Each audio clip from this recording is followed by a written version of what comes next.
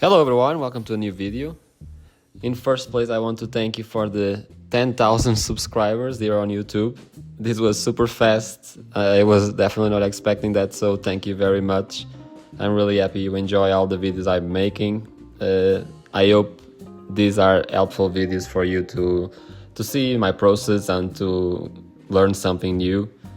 I'm just excited to make more now that I see that they get a very nice feedback. So yeah, thank you very much. That really means a lot to me. In today's video, I will be showing you the process of painting of another one of those weird houses that I like to paint. I decided to record again the process from beginning to finish, since the base sketch to the painting part and to the last details.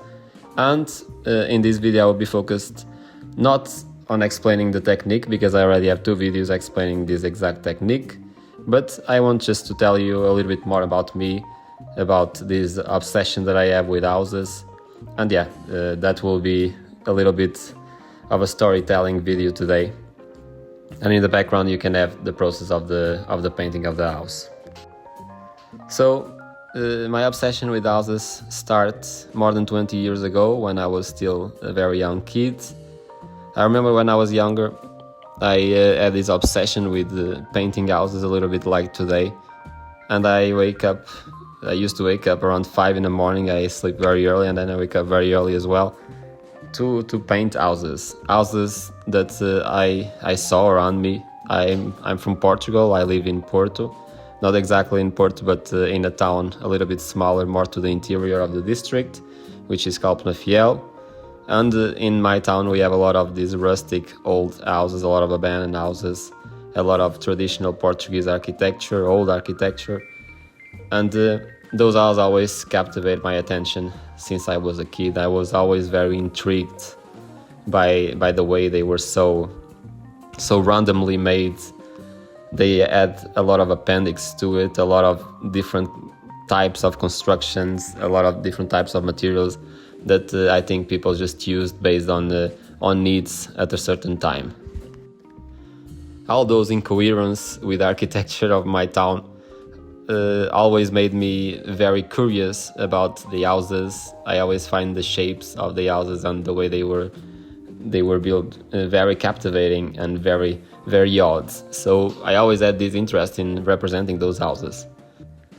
Even though I was just a kid, I already had that interest, so I always made my sketches a little bit similar to what I saw, not really in the same way as the houses were, but I let my creativity flow already in that time and just create kind of what I've seen and giving a little bit of a touch. I was very young, so I was just having fun sketching, and yeah. A little bit later on I started to show these drawings to my family and friends, and they all liked the drawings, or at least they said that they liked the drawings at the time, and I got nice compliments. And that really motivated me to do more. As a young kid you get very excited when someone compliments something that you do, so that really was like a boost of motivation to keep doing those houses. Fast forward to my studies. In high school I enrolled in fine arts, so I touched a little bit of all the artistic fields that there was available in my high school. I learned a little bit of Photoshop, editing, video, animation. Yeah, I just touched a little bit of everything, which before I never had explored or even think about. And that was very interesting for me at the time, because I learned that drawing was not the only option. With an art career there was much more, and that was very interesting for me, and I really was start to get excited about the art world and all the possibilities that exist inside of that world. When I went to university I was not doing houses yet, but I was experimenting with illustration already. I was doing mostly characters. I had some houses present in my work, but yeah, it was just randomly appearances. I was mostly focused on characters. I had this style of characters that were kind of like extraterrestrial humanoid characters, and I was making posters of those and gluing them on the streets. I was doing those interventions, and yeah, that was the beginning of my more serious illustration career.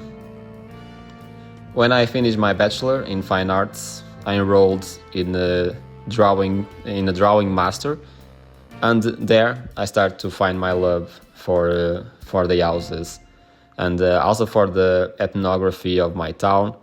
My project was making a book, an illustration book about myths and legends of my town, which is Passo de Sousa in Penafiel. And I archive a lot of stories that people told me about myths, about strange characters, and those characters were all going back to the style that I was doing when I entered university, where I drew these kind of alien humanoid characters. So those stories also filled a little bit of that world. But in the same way, I started to look back again to when I was younger and to all those houses. While I was walking in my town, I would start to have all these memories again from the times when I used to look to the houses and get so impressed and intrigued. And yeah, that was the beginning again of the passion for the houses. So I did the book about myths and legends of Passo de Sousa. That was my project in a master. I finished that, and then I started to work in my illustration career. At the beginning, I didn't know which would be the way, to evolve as an illustrator. So I started to post my illustrations online, first on Instagram, and that was starting to get some traction. And from that I could make a little bit of money. I could sustain myself for a little bit. Then I also got some projects, mainly small books for my hometown. And yeah, that was already some security for me as an illustrator, as a painter, and that helped me really a lot. As the time progressed, I started to get more jobs. I got an agency. And then I started to get projects for books outside of Portugal, which was great. And yeah, from there the things got more and more stable, and my work was able to sustain itself and to stay in my life till today. Now I want to go back to the houses and explain why they are so important in my work today. And this all goes back to that feeling that I had when I was younger. I was so intrigued by the way they were built, how randomly sometimes they appear to look, and that always was very excited for me to represent, because it was very unexpected. It was something that had such a strange creativity to it that I didn't understood how it was possible or if it was even planned. And that unplanned way of building that was mainly focused on the materials available, of the stones available in a certain region, all those details, also the economic state of a time or a family or a person, all those elements, they really had impact on the way the houses were shaped, which was always not very planned, because I always follow kind of a timeline in time where people just keep on building based on the money that they had at a certain time, or the needs, if they had animals, if they had a business that needed to have extra space. All those different times, they originate a lot of different kinds of architecture that were all mixed together in one house. And that was always so impressive to me, that kind of start to fill my work with a lot of motivation to represent those things. So with that as the base for my motivation and my excitement to represent those houses, I started to do a lot of urban sketching. I tried to learn the different elements of the house, why they are built in some way and why not, and how I could use those to create my own houses and my own strange style of architecture. So I start to grab some elements here and there: windows, doors, arcs, different cracks in the walls, in the plaster, all those different characteristics that I see so commonly appearances in the houses in Portugal and in my region. I start to try to apply those ones that call more my attention in my drawings and start to create my own buildings. As time passed, these buildings start to get weirder and weirder. I start to apply that strangeness and that odd architecture of Portuguese houses to an extra level of unpracticality, and I start to make my constructions more and more strange. Always have all the elements that the Portuguese architecture had as a base, and just try to take it to the next level. I sketch pretty much everyday houses, and I try always to improve or to learn new elements that I can use later on in my constructions. And I try to let my creativity flow without thinking too much about the next step. And I do that because I really think is the same approach that those Portuguese houses had when they were built. They were built to fix a problem at a certain time, and they were not thinking in the next 10 years or 20 years how they will be looking or what would happen with the house. So this is my approach to my drawings. Also, I build part by part, and I try to build each and next element with a purpose and based on the element that I paint before. And I just build as if I was building a house on real life. Hopefully I don't build a house in real life like this, because it definitely will not stand a chance of surviving the nature or just time. But when I paint these houses, it's very nice and very funny to just see the things coming together without really expecting a result. And that is the most exciting part about the process of painting these houses. And that's the story of how I got to paint houses. I know it's a very fast story, a very resumed way of telling my approach to painting and to houses and how they all came to my life. But I decided to make this video because I thought it was important for you that are new here and just got to know my work, where it comes from and where I also come from, and what you can expect from my work and from what I do. I hope you like this video, and I hope you like the process so far. I know I didn't touch much about what I was doing in the process, because I wanted to just talk more about what is behind all these worlds. But explaining fast a little bit of what I did here in this video. I started by a base sketch where I use a Micron pen, which is a waterproof pen.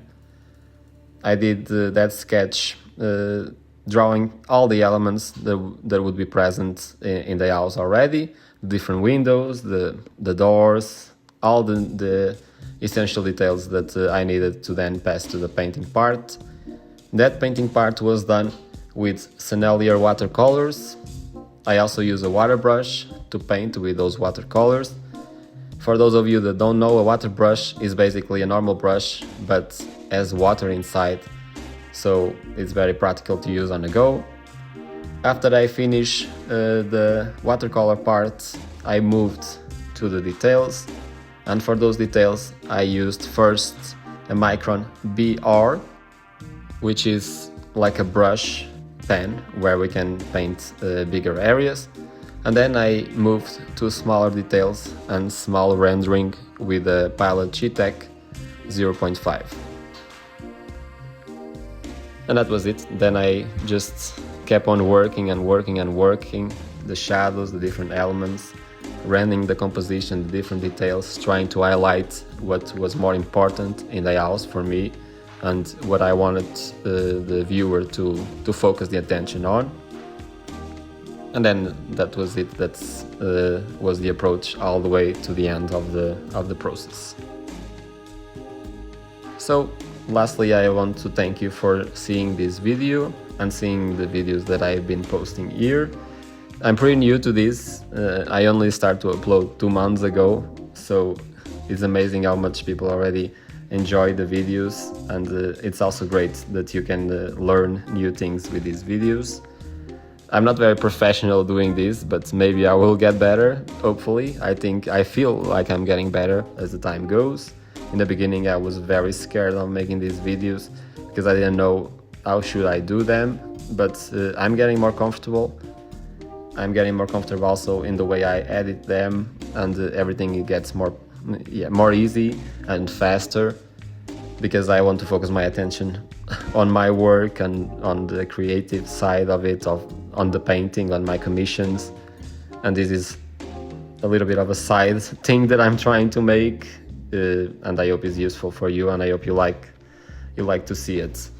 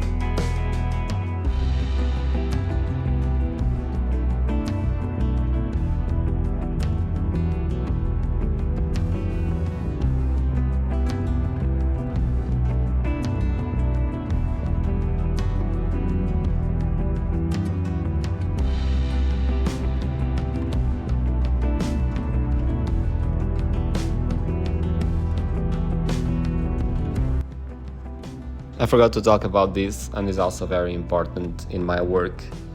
I really like how the houses show the pass of time through the cracks, through the molds on the walls, the humidity marks, the paint that is kind of faded. All these elements, I really like the way they create new textures to the house, new kind of patterns that can tell a lot about the house, can tell a lot about passing of the time, and are also very unplanned. They don't really are planned, they just happen to happen, and is pretty much the same approach as the Portuguese building houses in a lot of times, or in a lot of cases. And I like that everything is kind of unplanned. It's not made to be pretty or to be beautiful, but in my opinion it really turns out to be quite amazing. It's something that I couldn't create myself. Is nature creating something with a human and just getting the best collab ever. And that's it. I hope you like this video. I hope you enjoy seeing the process, and I hope to see you in the next one. Thank you very much. Bye bye.